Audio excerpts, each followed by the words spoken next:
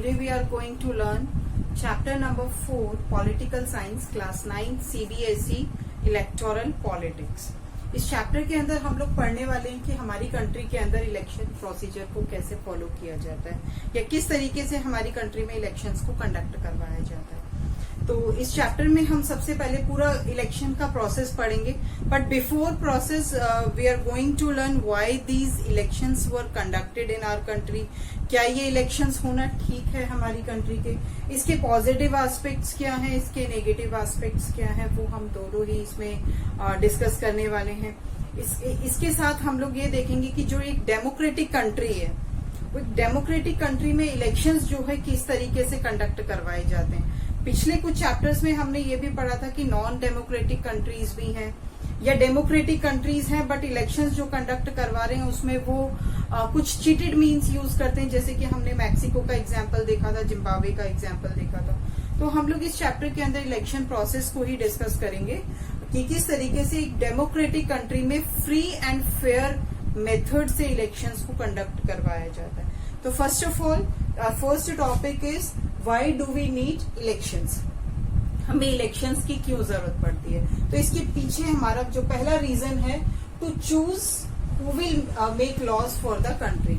ये चूज करना कि हमारी कंट्री के लिए लॉज कौन बनाएगा। लॉज किससे रिलेटेड, पब्लिक वेलफेयर से रिलेटेड, हमारे अपने बेनिफिट से रिलेटेड, कि कंट्री में रहने वाले जो लोग हैं उनको बेनिफिट मिल सके, उनका वेलफेयर हो सके। इसके लिए लॉ मेकिंग कौन करेगा, हम अपने रिप्रेजेंटेटिव को कैसे चूज करेंगे।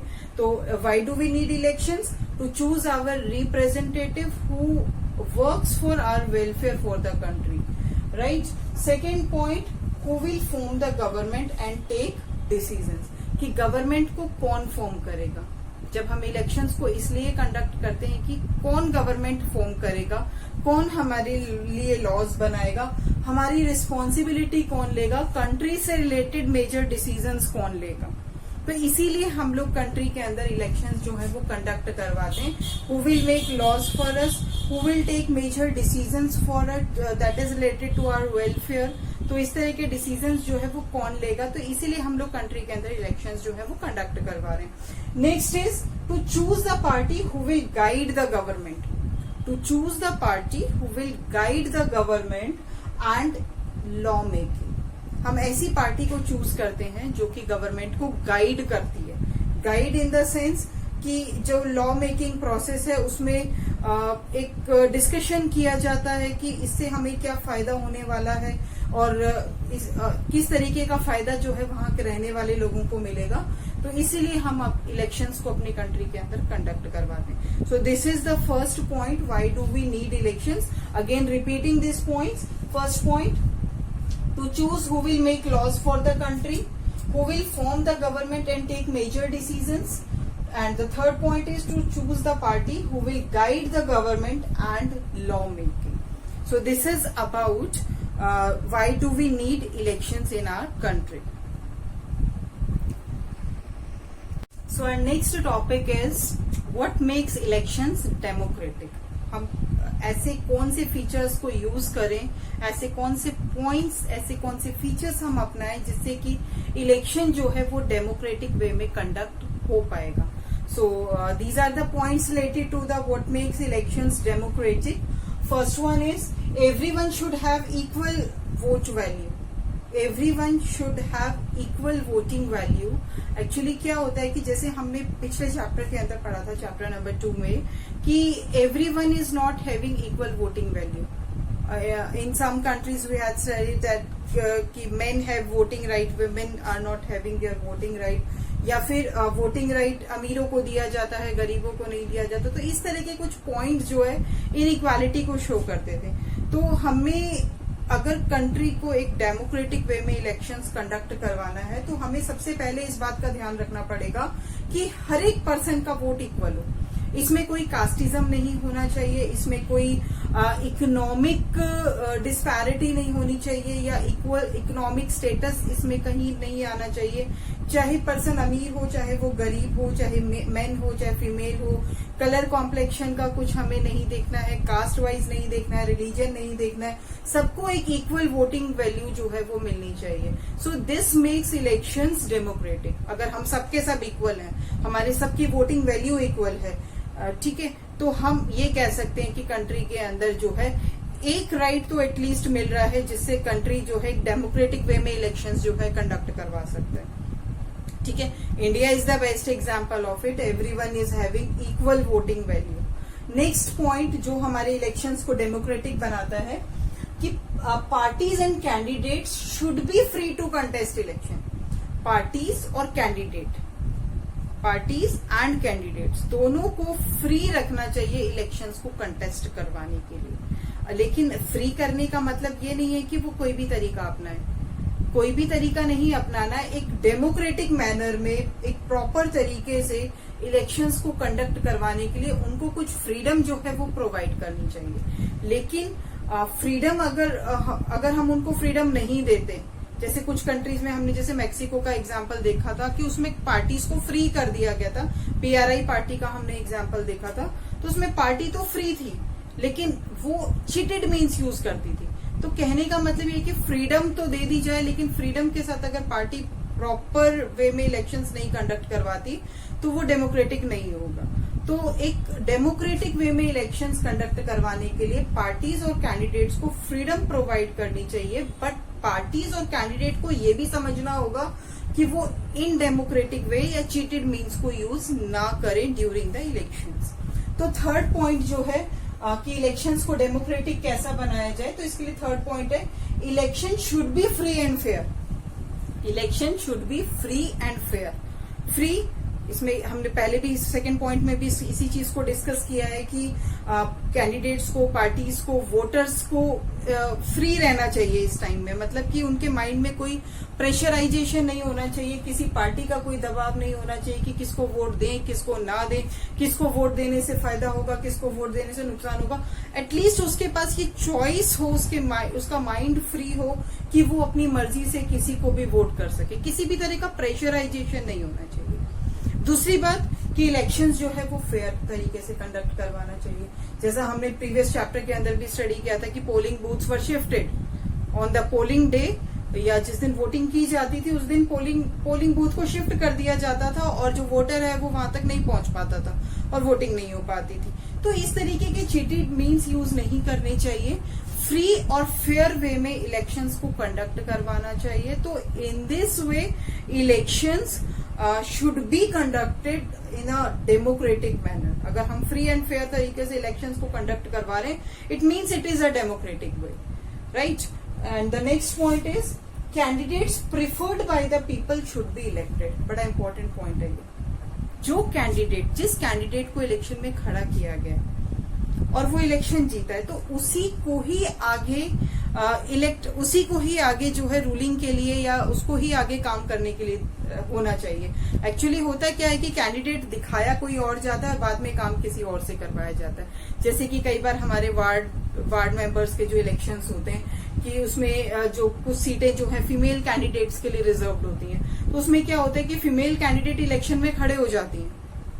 बाद में क्या होता है, वो काम नहीं कर रही होती, उनका कोई फैमिली मेंबर जो है वो काम कर रहा होता है, नाम हो रहा होता है किसी और का, लेकिन एक्चुअली काम जो है वो कोई और कर रहा होता है। तो हमें ऐसा तरीका डेमोक्रेसी के अंदर या डेमोक्रेटिक इलेक्शन के अंदर नहीं इस्तेमाल करना चाहिए।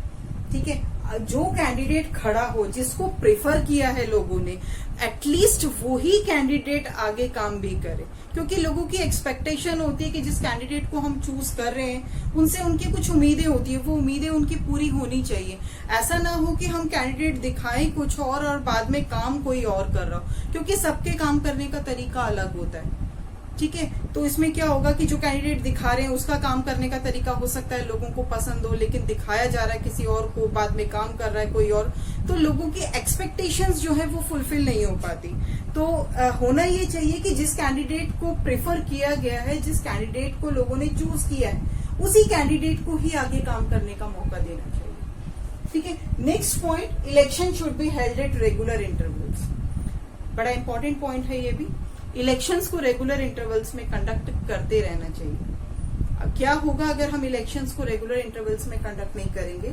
एक्चुअली क्या होगा कि अगर इलेक्शंस मतलब एक रेगुलर इंटरवल पे होते रहेंगे तो जो रूलिंग पार्टी है उनको भी पता रहेगा कि वो प्रॉपर तरीके से काम करेंगे, उस टाइम पीरियड के अंदर वो पूरे वर्क को मैनेज करेंगे और आगे आने वाले इलेक्शंस को जीतने की प्लानिंग भी करेंगे या इलेक्शन दोबारा से रूलिंग में आने के लिए भी प्लानिंग करेंगे। तो एक सिस्टमैटिक तरीके से 5 साल के अंदर जो हमारा रूलिंग टाइम पीरियड होता है, इसके अंदर हमें इलेक्शंस को रेगुलर इंटरवल्स पे कंडक्ट करवाते रहना चाहिए। अगर एक बार इलेक्शन हो गए, अगली बार नहीं हुए, तो फिर जो रूलिंग में है उस टाइम वो अपनी पावर्स का मिसयूज भी कर सकते हैं। उन्हें लगता है कि अगली बार इलेक्शन नहीं होगा तो वो किसी भी तरीके से अपने काम को जो है वो बदल सकते हैं। तो इसीलिए हमें क्या करना चाहिए कि एक अच्छा फीचर है कि डेमोक्रेटिक इलेक्शंस के लिए हमें एक रेगुलर इंटरवल पे इलेक्शंस को कंडक्ट करवाते रहना चाहिए। So these are the points related to the what makes elections democratic.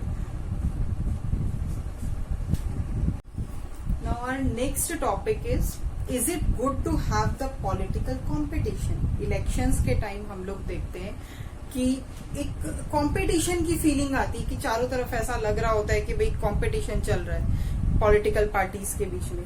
तो क्या लगता है कि ये जो पॉलिटिकल कंपटीशन होता है इसके हमें कोई फायदा है या इसका हमें कोई नुकसान है?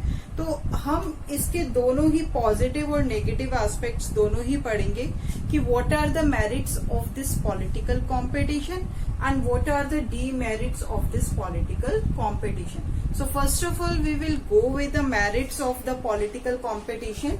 First, political leaders are rewarding for the serving people. जो political leaders है अगर वो अच्छे से काम कर रहे हैं तो इट मीन्स उनको रिवार्ड मिलता है। रिवार्ड इन द सेंस कि ऐसा नहीं कि कोई प्राइज उन्हें मिलता है, रिवार्ड का मतलब ये है कि नेक्स्ट टाइम भी उन्हीं को ही इलेक्ट किया जाता है। So this is the biggest reward for them. तो क्या होता है कि अगर पॉलिटिकल लीडर्स अच्छे से सर्व कर रहे हैं लोगों को बेटर सर्विसेज प्रोवाइड कर रहे हैं, अच्छी फैसिलिटीज उनको प्रोवाइड कर रहे हैं, लोगों की जो एक्सपेक्टेशंस हैं उनको फुलफिल कर रहे हैं, तो they are rewarded by the people. Rewarded in the sense they are again elected by the people. And those who are not working properly, जो लोगों की एक्सपेक्टेशंस के अकॉर्डिंग काम नहीं कर रहे हैं या लोगों को किसी तरह का कोई बेनिफिट नहीं हो रहा है ऐसे लीडर्स को इलेक्ट करके, तो उनको एक पनिशमेंट दिया जाता है। पनिशमेंट इन द सेंस कि उनको कोई ऐसा पनिशमेंट नहीं है कि फिजिकली उन्हें टॉर्चर किया जा रहा हो। पनिशमेंट इन द सेंस कि उनको नेक्स्ट टाइम के इलेक्शंस में जो है वो इलेक्ट नहीं किया जाता। Right, so this is if the political leaders are working properly तो they are rewarded by the people by again electing them, and if they are not working properly so they are not elected by the people. Next point, so it is the merit of the political competition. एक फायदा है, लोगों को ये लगता है कि भाई अगर हम अच्छे से काम नहीं करेंगे तो अगली बार चुने नहीं जाएंगे, उनको इलेक्ट नहीं किया जाएगा, दोबारा से रूलिंग नहीं आएगी उनके पास। तो इसलिए वो क्या करते हैं, इसी सोच के साथ वो काम करते हैं कि अगली बार भी उनको इलेक्शंस में चुन लिया जाए, तो वो अच्छे से लोगों को सर्विसेज प्रोवाइड करने की कोशिश करते हैं। नेक्स्ट इसका मेरिट हमें ये देखने को भी मिलता है कि provides incentives to the parties and the leaders. अगर अच्छे से वो एक पॉलिटिकल कंपटीशन का ये भी फायदा है कि जो पार्टीज हैं, जो लीडर्स हैं, उनको इंसेंटिव्स मिलता है। तो ये इसका एक मेरिट है कि आगे चलकर ये उनके लिए एक अच्छा बेटर सोर्स ऑफ इनकम भी हो सकता है, उनके इकोनॉमिक स्टैंडर्ड को भी रेज कर सकता है। तो they are getting the incentives and the benefits from the country side if they are elected properly. Next है इम्पोर्टेंट इश्यूज आर रेज्ड। अब जब पॉलिटिकल कंपटीशन होता है तो उस टाइम इम्पोर्टेंट इश्यूज को रेज किया जाता है, और जब इम्पोर्टेंट इश्यूज रेज होते हैं, जब इम्पोर्टेंट इश्यूज लोगों के सामने आते हैं, तो इट मीन्स उसको बेटर तरीके से, उसको एक अच्छे तरीके से सॉल्व करने की कोशिश की जाती है। जब वो अच्छे तरीके से सॉल्व करने की उसकी कोशिश की जाएगी तो हमें एक तरह से इसका मेरिट ही है कि उसको एक बेटर सॉल्यूशन हम प्रोवाइड कर सकेंगे। तो ये भी कंपटीशन के लिए ही पॉसिबल हो पाता है कि अगर कंपटीशन की फीलिंग नहीं होगी मन के अंदर तो हम इश्यूज को सॉल्व ही नहीं करेंगे। जो इश्यूज को सॉल्व कर देते हैं वो लोगों की नजरों में अच्छे हो जाते हैं, अगली बार उनको इलेक्शंस जो है वो दोबारा से जीतने का उनको मौका मिल जाता है। ठीक है, तो important issues are raised during this competition time, this election time. Next is makes pressure on the parties and leaders to serve the people. पहले पॉइंट से ही मिलता जुलता है। एक पार्टी के माइंड में प्रेशर होता है, लीडर्स के माइंड में प्रेशर होता है कि उन्हें अच्छे से अच्छा सर्व करना है। वो ऐसा क्या करें कि लोग खुश हो जाएं।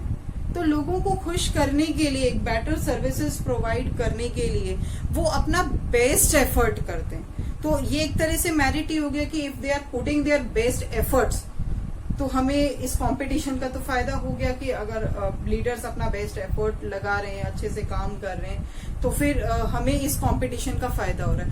अदरवाइज उन्हें ये लगेगा कि अगर वो जीत गए तो फिर उसके बाद वो कुछ ना करे तो भी कुछ नहीं हो सकता, अगली बार भी वो ही जीतेंगे, तो फिर वो इतने अच्छे बेस्ट एफर्ट जो है वो पुट अप नहीं करेंगे अपने काम के अंदर। तो उन्हें एक डर होता है कि अगली बार पता नहीं चुने जाए या ना चुने जाए, तो इसीलिए वो क्या करते हैं कि अपना बेस्ट प्रोवाइड करने की कोशिश करते हैं। So this is the merits of the electoral competition या फिर पॉलिटिकल कॉम्पिटिशन हम कह सकते हैं during the election days. Election days में जो पॉलिटिकल कॉम्पिटिशन होता है उसका हमें क्या फायदा मिल रहा है। अगले अब हम इसके डीमेरिट्स डिस्कस करते हैं कि ऐसे कौन कौन से डीमेरिट्स हैं। ऐसा नहीं है कि इसके सिर्फ हमें फायदे ही हो रहे हैं, इसके हमें कुछ नुकसान भी हो रहे हैं। तो हम सबसे पहला इसका डीमेरिट देखते हैं। It creates the sense of disunity and factionalism. Creates the sense of disunity and factionalism. It means कि कंट्री के अंदर जितनी पॉलिटिकल पार्टीज हैं वो एक तरह से फ्रैक्शन बन गया है कंट्री के अंदर, एक टुकड़े बन गए और सबके सब अपनी पॉलिटिकल पार्टीज को जिताने की कोशिश करेंगे। जब वो अपनी पॉलिटिकल, सिर्फ उनके माइंड में एक ही कंसेप्ट होता है कि हमारी पॉलिटिकल पार्टी, वो भूल जाते हैं कि they are the citizen of this country. वो ये भूल जाते हैं कि हम इस देश के नागरिक हैं। वो सिर्फ ये सोचते हैं कि अभी हमें अपनी पार्टी को ही जिताना है, दूसरी पार्टी जो है वो किसी भी तरीके से ना जीते, जितना वो उसका नुकसान कर सकते हैं वो उसका नुकसान करने की कोशिश करते हैं। तो ये क्या है, कंट्री के अंदर डिसयूनिटी लेकर आता है, एक कंट्री की यूनिटी को नुकसान पहुंचाता है। अगर वो सिर्फ ये सोचें कि we are the Indians, we belongs from the same country, बस इलेक्शन सिर्फ एक इसलिए कंडक्ट हो रहा है कि कौन सी पार्टी रूलिंग बनेगी, कौन सी पार्टी ऑपोजिशन बनेगी, अगर वो सिर्फ ये सेंस माइंड में रख के अगर इलेक्शंस को कंडक्ट करें तो एक डिसयूनिटी का कंसेप्ट आता ही नहीं। लेकिन उनको ऐसा नहीं, उनके माइंड में नहीं होता। उनके माइंड में सिर्फ ये होता है कि हमें अपनी पार्टी को जिताना है, चाहे इसके लिए हमें कोई भी तरीका अपनाना पड़े, चाहे वो फेयर है चाहे वो अनफेयर है। तो इन सब चीजों से क्या होगा, कंट्री के अंदर एक डिसयूनिटी आती है। तो this leads the disunity in the country. ठीक है, फैक्शनलिज्म जो है वो कंट्री के अंदर स्टार्ट हो जाता है। नेक्स्ट है एलिगेशंस अगेंस्ट ईच अदर। बड़ा इंपॉर्टेंट है और आज हम लोग हमेशा देखते हैं कि जब भी कोई रूलिंग पार्टी काम करती है तो ऑपोजिशन क्या करती है कि उनके अच्छे काम को भी एलिगेशन लगाने की कोशिश करती है, उसके ऊपर इल्जाम लगा दिया जाता है। तो अब इस इल्जाम, एक दूसरे के ऊपर इल्जाम लगाने, सिर्फ इल्जाम लगाने का ही ध्यान रखते हैं, वो काम का तो ध्यान रखते ही नहीं है कि काम को कैसे किया जाएगा। सिर्फ वो इल्जाम लगाएंगे कि भाई इन्होंने ऐसा किया, तो उसको डिस्ट्रैक्ट करने के लिए, उसका माइंड डाइवर्ट करने के लिए वो हर तरीके के इल्जाम लगाते हैं, चाहे वो अच्छा है चाहे वो खराब है।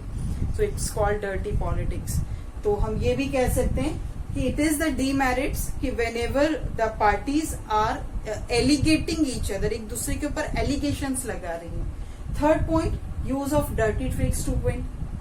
बहुत हमने ये सब चीजें देखी हैं कि भाई इलेक्शंस को जीतने के लिए बहुत सारी डर्टी ट्रिक्स यूज की जाती है। फॉर एग्जाम्पल, किसी को वोटर्स को खरीद लेना, वोटर्स के ऊपर दबाव डालना, वोटर के ऊपर प्रेशर होना, किसी चीज का दबाव डालना, ठीक है, उनको पैसे देकर खरीद लेना या उनको लालच में लेना, ठीक है। तो ये सब चीजें जो है वो डर्टी ट्रिक्स में आती है। इसमें क्या होता है कि अगर हमने सपोज किसी वोटर को लालच दिया है कि अगर आप हमें वोट देंगे तो हम आपको, आपकी ये नीड जो है वो फुलफिल कर देंगे, XYZ any of the need, ठीक है। तो अगर और वोटर के मन में क्या आ गया, वो ये भूल जाएगा कि क्या अच्छा है क्या बुरा है, वो क्या करेगा, सिर्फ उस लालच में आके अपनी जरूरत को पूरा करने के लिए वोट कास्ट करके आ जाएगा। अब उसने ये नहीं सोचा कि कौन सा लीडर लोगों को सर्व करने वाला है, कौन सा नहीं सर्व करेगा, कौन सा काम कर सकता है, कौन सा नहीं कर सकता। तो वो सिर्फ नंबर ऑफ वोटिंग जो है वो इंक्रीज हो जाएगी जितना इलेक्शंस के अंदर पैसा खर्च किया जाएगा। तो ये भी एक तरह का डीमेरिट है कि इस कंपटीशन को जीतने के लिए ज्यादा से ज्यादा पैसा खर्च किया जाता है ताकि वो इलेक्शन जो है वो जीत जाए। And it's includes in the dirty tricks कि किसी को लालच में लेना, रिश्वत देना, ठीक है, दबाव डालना किसी के ऊपर, उसको प्रेशराइज करना। सो this is includes in the dirty tricks, जैसा हमने मैक्सिको के केस में भी देखा था, जिम्बाब्वे के केस में भी देखा था।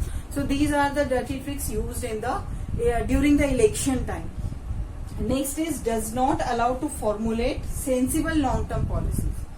अगर किसी रूलिंग पार्टी को ऐसा लगने लगता है कि भाई अब नेक्स्ट जो 5 ईयर के बाद जो टेन्योर आएगा उस टेन्योर में हम नहीं जीत पाएंगे, या वो इसी तरीके से काम करें कि बस 5 साल के लिए हमें काम करना है, आगे हम जीते या ना जीते उससे उन्हें कोई लेना देना नहीं है, लेकिन जो 5 साल हैं वो उनके अपने हैं, उसमें वो अपने आप को जितना बेनिफिट पहुंचा सकते हैं वो पहुंचाते हैं। तो this is not a sensible way कि वो ऐसा कुछ पॉलिसीज को फॉर्मुलेट नहीं करते कि 5 साल के लिए वो पॉलिसी काम करे और आगे लॉन्ग टर्म वो पॉलिसी जो है लोगों को फायदा पहुंचाती रहे।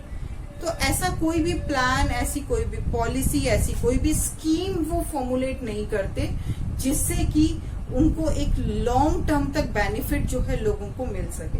वो कोशिश करते हैं कि अगर 5 साल तक उनकी रूलिंग है तो 5 साल तक ही लोगों को बेनिफिट मिलता रहे और अगला बेनिफिट तब मिले जब वो दोबारा से चुने जाए। जब वो दोबारा नहीं चुने जाते तो उनके बेनिफिट्स भी जो है वो क्लोज हो जाते हैं। तो ये एक तरीके का डीमेरिट है जो लोगों के वेलफेयर के बारे में नहीं सोचा गया है, उनको फायदा पहुंचाने के लिए नहीं सोचा गया है, वो सिर्फ और सिर्फ 5 ईयर का टाइम पीरियड निकालने के लिए ही वो पॉलिसीज को फॉर्मुलेट किया गया। ठीक है, so this includes in the demerits of the political competition. Now we have studied what are the merits and what are the demerits of the political competition. चलिए अब हम देखते हैं हमारा इलेक्शन सिस्टम क्या है। What is our election system, कि हमारी कंट्री में जो इलेक्शन है वो किस तरह से कंटेस्ट करवाए जाते हैं, कौन सा कैंडिडेट इसमें खड़े हो सकता है, वोटर्स का क्या रोल है, इलेक्शन कमीशन का क्या रोल है, वो अब हम इस चैप्टर में इस टॉपिक के अंदर करने वाले हैं। तो हम लोग इसको 3 टॉपिक वाइज प्रिपेयर करेंगे। सबसे पहले आएगा role of the election commission की। इलेक्शन कमीशन की क्या तैयारियां होती है जब इलेक्शन को कंटेस्ट करवाया जाता है, इलेक्शन को कंडक्ट करवाया जाता है हमारी कंट्री में। So these are the roles played by the election commission.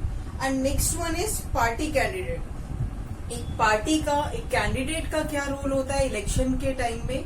Then third is voters, कि जो कंट्री में रहने वाले सिटीजन्स हैं, वोटर हैं, उनका क्या रोल है एक इलेक्शन को कंडक्ट, इलेक्शन कमीशन का। अब एक इलेक्शन को कंडक्ट करने के लिए इलेक्शन कमीशन को कुछ तैयारियां करनी पड़ती हैं। जैसे अब ये हर एक बार की तैयारी नहीं है, जैसे कॉन्स्टिट्यूएंट, पूरे कंट्री को हमने कॉन्स्टिट्यूएंट यूनिट्स के अंदर डिवाइड कर दिया, कॉन्स्टिट्यूएंसीज कहा जाता है इसे, कि डिफरेंट एरियाज जो हैं उनको हम कॉन्स्टिट्यूएंसीज में डिवाइड कर देते हैं। फॉर एग्जाम्पल अगर हमें लोकसभा का इलेक्शन करना है, लोकसभा इलेक्शन जो होना है जिसके अंदर हमें मेंबर ऑफ पार्लियामेंट एमपीज को चुनना है, तो हम क्या करेंगे, पूरी कंट्री को हमने कॉन्स्टिट्यूएंट यूनिट के अंदर डिवाइड कर दिया। टोटल 543 कॉन्स्टिट्यूएंसीज हैं हमारे इंडिया में।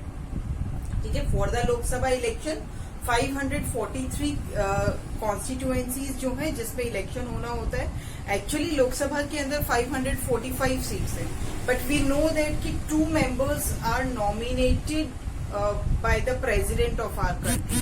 तो 543 सीट्स पे इलेक्शन होता है। तो हम क्या करेंगे, पूरी कंट्री को 543 कॉन्स्टिट्यूएंसीज में डिवाइड कर देंगे। It means country is divided into 543 constituencies and ये काम किया जाता है इलेक्शन कमीशन के द्वारा। ठीक है, तो सबसे पहले पूरी कंट्री कॉन्स्टिट्यूएंसीज में डिवाइड हो गया।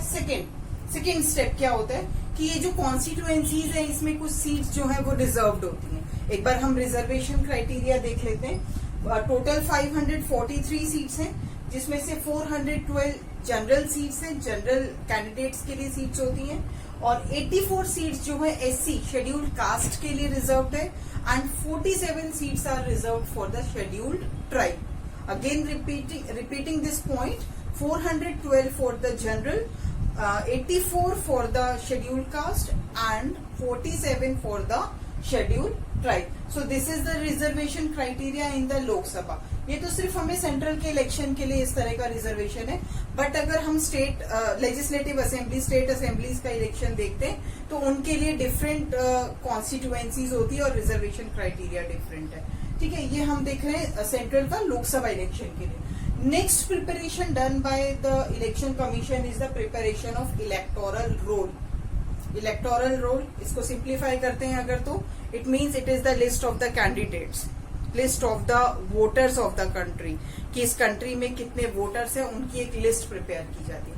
अब वोटर की लिस्ट प्रिपेयर करने के लिए क्या होगा, एक हमने पढ़ा था यूनिवर्सल एडल्ट सफरेज, तो इसमें क्या होता है कि the persons those who are above the age of 18 years, the persons those who are above the age of 18 years, उनको वोटिंग राइट दिया जाता है। उसके लिए कंडीशन क्या होनी चाहिए, एक तो उनकी एज 18 इयर्स से अबव होनी चाहिए, दूसरी condition they are having the citizenship of our country, हमारी कंट्री की सिटीजनशिप होनी चाहिए, मेंटली फेयर होना चाहिए पर्सन, कोई मेंटल डिसेबिलिटी नहीं होनी चाहिए पर्सन के साथ। ठीक है, तो उनको हम क्या कहेंगे कि वोटर्स जो वोटर लिस्ट के अंदर उनको इंक्लूड कर दिया जाता है। हर 5 साल के अंदर इस वोटर लिस्ट को दोबारा से रिवाइज किया जाता है, दोबारा से इसको रिव्यू एक बार किया जाएगा कि जितने भी पर्सन जो है 18 ईयर से, लास्ट ईयर 17 के थे, इस साल 18 के हो गए, तो उनको उसके अंदर ऐड किया जाता है। नंबर ऑफ डेथ्स जो है वो डिलीट की जाती है, या कोई पर्सन माइग्रेट हो जाता है या किसी अदर कंट्री में चला जाता है तो फिर हम उसको क्या करते हैं, इस लिस्ट में से डिलीट कर देते हैं। इट मीन्स बहुत सारी कंडीशंस हैं जिसके हिसाब से हम लोग वोटर्स को इसमें ऐड भी करते हैं और डिलीट भी करते हैं। और ये इलेक्टोरल रोल जो है it is revised in every 5 year by the election commission. ठीक है, तो और इसको हम, और फिर जब हमारी ये लिस्ट प्रिपेयर हो जाती है तो ऐसे वोटर्स को एक आइडेंटिटी प्रोवाइड की जाती है। जो कैंडिडेट इसमें लिस्ट के अंदर इंक्लूडेड होते हैं उनको एक आइडेंटिटी प्रोवाइड की जाती है, जिसे हम बोलते हैं election photo identity card, EPIC, election photo identity card, जिसे सिंपल वर्ड में हम लोग एक वोटर कार्ड भी कह सकते हैं, जिसके अंदर वोटर की फोटो भी होती है, उसकी डिटेल्स भी होती है, उसको एक रेफरेंस नंबर भी मिला होता है। तो ये उसका वोटर कार्ड होता है जो उसको एज अ वोटर एक पहचान दिलवाता है।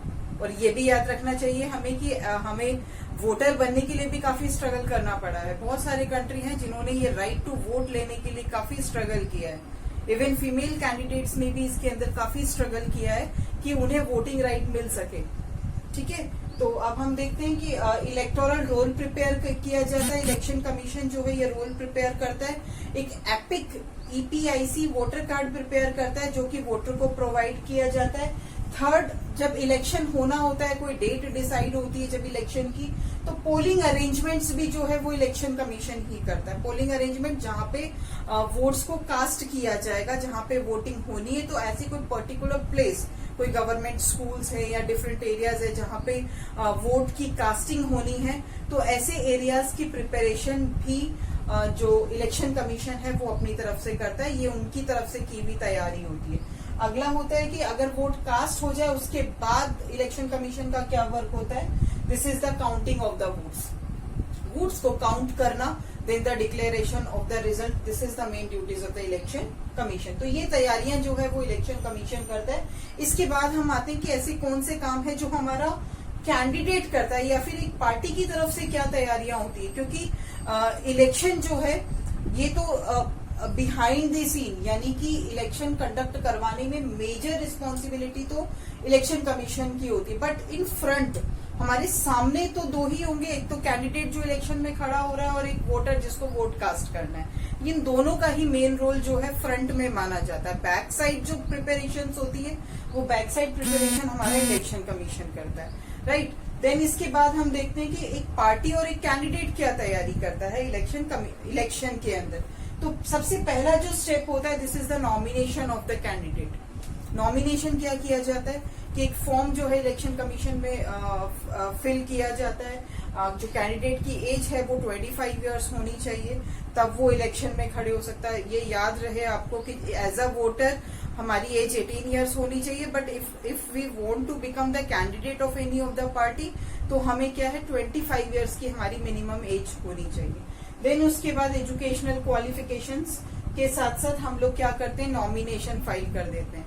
कैंडिडेट का फॉर्म फिल हो जाता है, नॉमिनेशन फाइल होता है, उसके बाद इलेक्शन कमीशन उसको क्रॉस चेक करता है कि whether the all the details were provided by the candidate is true और फॉल्स। ठीक है, तो वो सारी डिटेल्स को चेक किया जाता है, फैमिली बैकग्राउंड चेक किया जाता है, प्रॉपर्टीज चेक की जाती है, ये चेक किया जाता है कि पर्टिकुलर कैंडिडेट जो कि जिसका फाइल हुआ है केस, या फिर जिसने नॉमिनेशन फाइल किया है उसके ऊपर कोई केस तो नहीं है, कोई क्रिमिनल केस तो नहीं है। अगर कोई क्रिमिनल केस होता है तो फिर ऐसे कैंडिडेट्स का नॉमिनेशन जो है वो रिजेक्ट कर दिया जाता है, राइट। देन उसके बाद जब ये प्रोसीजर कंप्लीट हो जाता है नॉमिनेशन का, फिर पार्टी क्या करती है, जब सारी डिटेल्स सही आती है, इलेक्शन कमीशन को कोई ऑब्जेक्शन नहीं होता कैंडिडेट के ऊपर, तो पार्टी उस पर्टिकुलर कैंडिडेट को टिकट प्रोवाइड करती है। ठीक है, वो एक टिकट उस कैंडिडेट को मिल जाती है और वो कैंडिडेट जो है उस टिकट के साथ इलेक्शन कैंपेनिंग जो है वो स्टार्ट करता है। यानी कि अब वो फाइनल है कि उसने इलेक्शन में खड़े होना है, उसे एक अप्रूवल मिल गया है कि कोई भी फॉल्स मीन उसने यूज नहीं किया, कोई केस उसके ऊपर नहीं चल रहा है, he is the fair and the genuine candidate from the party side. वो जो कैंडिडेट है किसी न किसी पर्टिकुलर पार्टी को रिप्रेजेंट करता है, एंड देन उसके बाद वो इलेक्शन में खड़े हो जाता है। जब ये क्लियर हो जाता है कि किस पार्टी से कौन सा कैंडिडेट खड़ा हो रहा है, उसके बाद जो अगला प्रोसीजर स्टार्ट होता है पार्टी साइड से, that is the election campaign, जिसको हिंदी में हम बोलते हैं चुनाव प्रचार करना। अब चुनाव प्रचार कैसे भी किया जा सकता है, इसके अंदर हम लोग फ्लैग्स, होर्डिंग, एडवर्टीजमेंट, किस तरीके से उस कैंडिडेट को लोगों के सामने लेकर आना। आजकल तो सोशल मीडिया का सबसे ज्यादा यूसेज है कि सोशल मीडिया के थ्रू भी जो है पार्टी जो है इलेक्शन कैंपेनिंग करती है। ठीक है, इलेक्शन कैंपेनिंग करती है और एक उस कैंडिडेट को लोगों के सामने रखा जाता है। मैनिफेस्टोज जो हैं पार्टीज के वो शो किए जाते हैं और उसके बाद लोगों को ये डिसाइड करना होता है कि हमें किसको वोट करना है। बट इसके साथ साथ इलेक्शन कैंपेनिंग के लिए हमें खास तौर पे ध्यान रखना पड़ता है कि we have to follow the code of conduct, model code of conduct कहा जाता है, कि we can not use the government vehicles, government officials इस कैंपेनिंग के वर्क में शामिल नहीं हो सकते।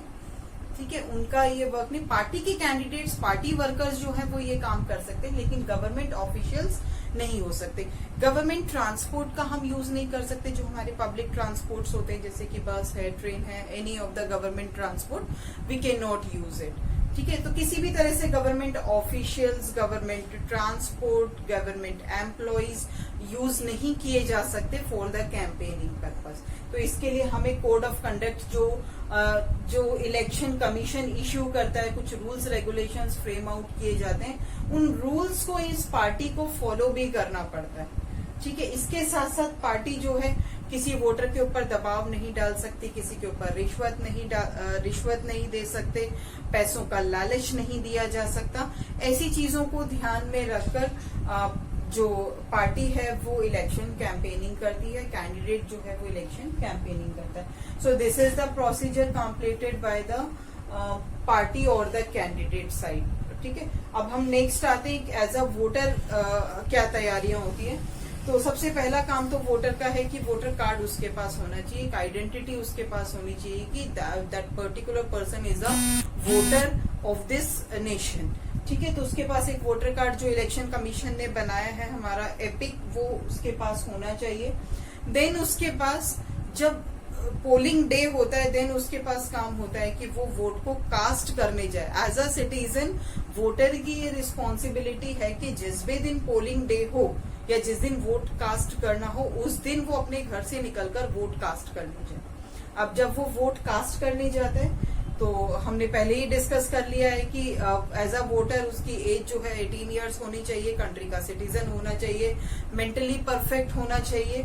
तो इस तरह की कंडीशन के साथ वो जो है वोट कास्ट करने जा सकता है। देन उसके बाद कास्टिंग ऑफ वोट्स होगी तो एक एज अ रिस्पॉन्सिबल वोटर उसको वोट कास्ट करने जाना चाहिए। तो ये हमारी कंट्री का इलेक्शन प्रोसीजर है, इलेक्शन सिस्टम है, जिसमें 3 मेजर पार्ट्स हैं जिनकी तरफ से तैयारी हो रही है। सबसे इम्पोर्टेंट रोल जो है वो होता है इलेक्शन कमीशन का, सेकंड पार्टी और कैंडिडेट का रोल है, देन द वोटर। जब कास्ट हो जाते हैं, काउंटिंग करने का काम और रिजल्ट डिक्लेरेशन का काम जो है वो हमारी इलेक्शन कमीशन का होता है। जब रिजल्ट डिक्लेयर हो जाएगा उसके बाद कौन गवर्नमेंट फॉर्म करेगा, कैसे फॉर्म किया जाएगा और किस तरीके से रूलिंग की जाएगी, ये हम लोग नेक्स्ट चैप्टर में पढ़ेंगे। जो हमारा नेक्स्ट टॉपिक आएगा वर्किंग ऑफ द इंस्टीट्यूशंस, उसमें हम लोग पढ़ने वाले हैं। ठीक है, अब हम बात करते हैं unfair practices during the election time. Election time election के टाइम के वक्त कि कौन कौन सी अनफेयर प्रैक्टिसेस हैं जो होती हैं उस टाइम। सबसे पहले हम बात करते हैं inclusion of false names in the voters list.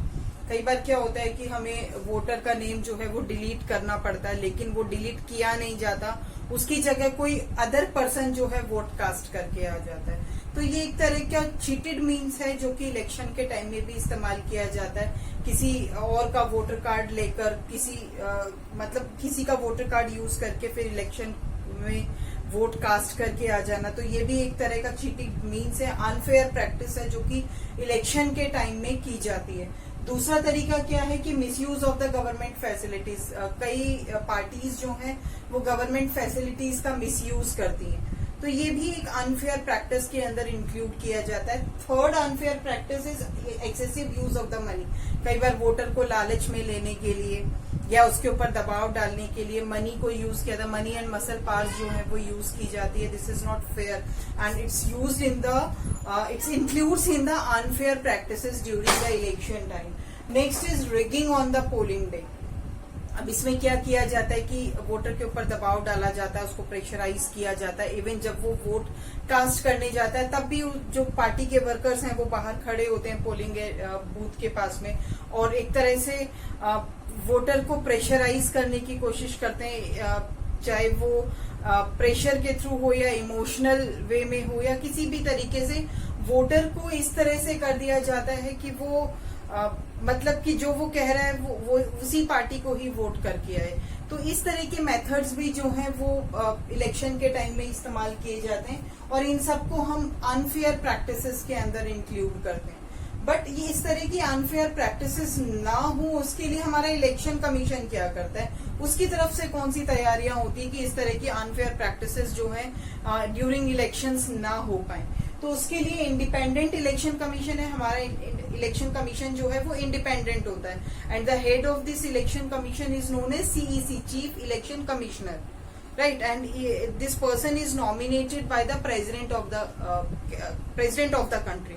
ठीक है, तो इंडिपेंडेंट इलेक्शन कमीशन के कौन कौन से फंक्शंस हैं ये हम देख लेते हैं। सबसे पहले जो मेजर फंक्शन जो इलेक्शन कमीशन का है, this is conduction of the election, कि इलेक्शन को कैसे कंडक्ट करवाना है, शुरुआत से लेके एंड तक की सारी जिम्मेदारी जो है, सारी रिस्पॉन्सिबिलिटी जो है वो इलेक्शन कमीशन की होती है। Second thing is punish the candidate who violets the code of conduct. अभी हमने थोड़ी देर पहले पिछले उसमें model code of conduct discuss किया था। तो जो भी कोड ऑफ कंडक्ट के या जो रूल्स रेगुलेशन इलेक्शन कमीशन ने बनाए उसको वॉयलेट करने की कोशिश करता है, तो क्या किया जाता है, इलेक्शन कमीशन के पास पावर होती है कि उस पर्टिकुलर कैंडिडेट को या किसी पर्सन को जो कोड ऑफ कंडक्ट को वॉयलेट करने की कोशिश कर रहा है उसको पनिश करने का राइट भी जो है इलेक्शन कमीशन के पास होता है। हो सकता है उसकी टिकट कैंसिल कर दी जाए या फिर आने वाले इलेक्शंस में वो इलेक्शन में खड़े नहीं हो सकता, या ऐसे बहुत सारे पनिशमेंट मेथड्स हैं जो कि इलेक्शन कमीशन के पास पावर है कि वो उसको यूज कर सकता है। नेक्स्ट है ensure guidelines to be followed by the government. Government के लिए गाइडलाइंस जो है वो प्रोवाइड करना ड्यूरिंग द इलेक्शन टाइम, ये भी इलेक्शन कमीशन की ही ड्यूटी है और इंश्योर करना कि गवर्नमेंट उसको फॉलो कर रही हो। Next thing, government officers are under election commission.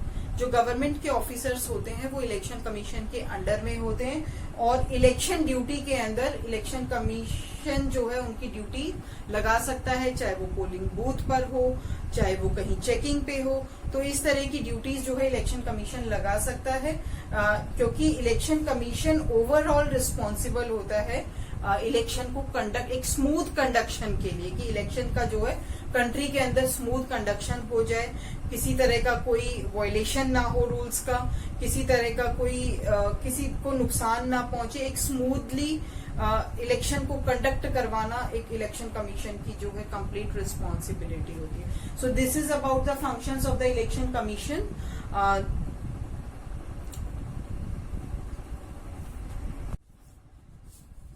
अब हम डिस्कस करते हैं challenges to free and fair elections. ऐसे कौन कौन से चैलेंजेस हमारे सामने आते हैं जो कि एक free and fair election country के अंदर होने नहीं देते, या फ्री एंड फेयर इलेक्शन के अंदर कौन कौन से चैलेंजेस जो हैं हमें फेस करने पड़ते हैं। सबसे पहला चैलेंज जो सबसे ज्यादा होता है, this is the use of money and muscle power. Use of money and muscle power, यानी कि सबसे ज्यादा यूज किया जाता है मनी पावर्स को, मसल पावर्स को। इट मीन्स कि जो पार्टीज होती है वो इतना पैसा इसके इलेक्शन के टाइम में खर्च करते हैं ये, कि किसी भी वोटर को लालच में देना, उनको गिफ्ट्स प्रोवाइड करना, या फिर उनके लिए पार्टीज का अरेंजमेंट करना। तो ये सब मेथड्स जो है वो यूज किए जाते हैं ड्यूरिंग इलेक्शन टाइम, और ये एक तरह से फेयर इलेक्शन नहीं होने देता। क्योंकि क्या होता है कि जो पार्टी ज्यादा इन्वेस्ट कर पाती है, ज्यादा पैसा खर्च कर पाती है, वोटर को ज्यादा लालच दे पाती है, वोटर क्या है अपनी पर्सनल नीड्स को पूरा करने के लिए वो पार्टी के लालच में आ जाता है और अपना वोट कास्ट कर देता है। चाहे वो पार्टी आगे काम करे या ना करे, चाहे वो कैंडिडेट एप्रोप्रिएट हो या ना हो, इस चीज से उन्हें कोई फर्क नहीं पड़ता। वो सिर्फ ये देखते हैं कि हमें कौन उस टाइम की हमारी जरूरत कौन पूरी कर सकता है। तो जो पार्टी अच्छे से पैसा खर्च कर देती है उस पार्टी को के कैंडिडेट को जो है वो इलेक्ट कर लिया जाता है, जो कि एक फ्री और फेयर इलेक्शन के लिए एक बहुत बड़ा चैलेंज है। कहीं कहीं पे मसल पावर का भी इस्तेमाल किया जाता है, फोर्सफुली वोटर को डराया जाता है, धमकाया जाता है और उन्हें वोट कास्ट करने के लिए एक प्रेशराइज किया जाता है कि वो किसी पर्टिकुलर कैंडिडेट को जो है वो वोट करे। Otherwise they are using the muscle power in it. तो मनी और मसल पावर का यूज करके फ्री और फेयर इलेक्शन जो है कंडक्ट नहीं होने दिए जाते, और ये एक बहुत बड़ा चैलेंज है। Next thing is family dominance in the political parties. बहुत सारी पॉलिटिकल पार्टीज हमारी कंट्री में ऐसी हैं जिसके ऊपर फैमिली डोमिनेंस है। बैकग्राउंड जो है वो पॉलिटिकल बैकग्राउंड है, और आगे आगे की जो जनरेशन्स हैं वो भी इसी फील्ड के अंदर ही हैं। तो उन पॉलिटिकल पार्टीज का जो है वो डोमिनेंस रहता है। ये भी एक तरीके का चैलेंज है। चाहे ये कह सकते हैं कि चाहे नेक्स्ट जनरेशन जो है उनकी केपेबल हो या ना हो, चाहे पॉलिटिकल ग्राउंड की नॉलेज रखते हो या ना रखते हो, लेकिन उनको फोर्सफुली पॉलिटिक्स के अंदर ही इंक्लूड कर दिया जाता है। This is a challenge. चाहे उनका टैलेंट किसी और फील्ड में हो, लेकिन उन्हें फोर्स किया जाता है कि वो पॉलिटिकल ग्राउंड पे ही काम करे, पॉलिटिकल पार्टीज के लिए ही काम करे, क्योंकि फैमिली का जो है प्रेशर उस पर्टिकुलर कैंडिडेट के ऊपर होता है, कि फैमिली जो है प्रेशराइज करती कि हमारा जो बैकग्राउंड है वो पॉलिटिकल बैकग्राउंड है, फैमिली के अंदर सबके सब पॉलिटिकल मेंबर्स हैं, तो उसको भी प्रेशराइज किया जाता है, चाहे वो इस चीज के लिए केपेबल हो या फिर ना हो। Next free and fair challenge के लिए जो फ्री एंड फेयर इलेक्शंस के लिए जो चैलेंज है, उसके लिए थर्ड पॉइंट है election offers little choice to the ordinary citizen. क्या होता है कि जो ऑर्डिनरी सिटीजन है, एक साधारण वोटर जो है कंट्री का, उसको चॉइस प्रोवाइड की जाती है। चॉइस इन द सेंस उसको लालच में लिया जाता है, और जब वो वोटर लालच में आ जाता है तो इट मीन्स वो जो वोट कास्ट करके आया वो उसकी चॉइस के अकॉर्डिंग नहीं है, वो तो सिर्फ एक प्रेशराइज होकर या ये कहें लालच में आकर अपना वोट कास्ट करके आ गया है। तो इसका मतलब ये नहीं, जो इलेक्शन हुआ it means this is not a fair election. वो तो एक दबाव में लेकर उसको प्रेशराइज करके वोट कास्ट अपने फेवर में करवा लिया गया है। तो this is not the method for the election. ये फ्री और फेयर तरीका नहीं है इलेक्शन को कंडक्ट करवाने का। नेक्स्ट ऐसे में क्या होता है कि जो छोटी छोटी पार्टीज होती है जो अभी बनी है या जिनको अभी कुछ ही टाइम हुआ है, जिनका अभी पॉलिटिकल एग्जिस्टेंस इतना ज्यादा नहीं है, तो ऐसी पॉलिटिकल पार्टीज को जो है वो सफर करना पड़ता है। तो उनके लिए मौका नहीं मिल पाता कि वो अपने आप को प्रूव कर सके, वो एक अच्छी पॉलिटिकल सिस्टम जो है कंट्री के अंदर ला सके। तो वो अपने आप को प्रूव नहीं कर पाती क्योंकि जो पहले से ही ऑलरेडी एग्जिस्टिंग बड़ी पार्टीज हैं वो अपनी मनी को यूज कर कर वोटर्स को लालच में लेके अपने फेवर में वोट कास्ट करवा लेते हैं। जब उनके फेवर में वोट चला जाता है तो छोटी पार्टी का कोई एग्जिस्टेंस ही नहीं रह जाता। वो कैसे अपने आप कैसे वो आगे बढ़ेंगी या कैसे अच्छे से काम कर सकती, क्योंकि उन्हें मौका ही नहीं दिया जाता। ऑलरेडी जो पार्टीज हैं वो ही काम कर रही है तो उनको मौका नहीं मिल पाता। ठीक है, तो ये भी एक तरह से अनफेयर प्रैक्टिस है जो कि ड्यूरिंग इलेक्शन टाइम में यूज की जाती है, या आज के टाइम में हमारे इलेक्शन कमीशन के सामने एक बहुत बड़ा चैलेंज है कि जो कैंडिडेट्स हैं, जो पॉलिटिकल पार्टीज हैं, वो इस तरह के मेथड्स को यूज करती हैं कि उनका एग्जिस्टेंस हमेशा ही बना रहता है, किसी नई पार्टी को मौका जो है काम करने का नहीं मिल पाता। So this is about the electoral politics which we had studied in this chapter. I hope ये आपको क्लियर हो गया होगा। Thank you everyone.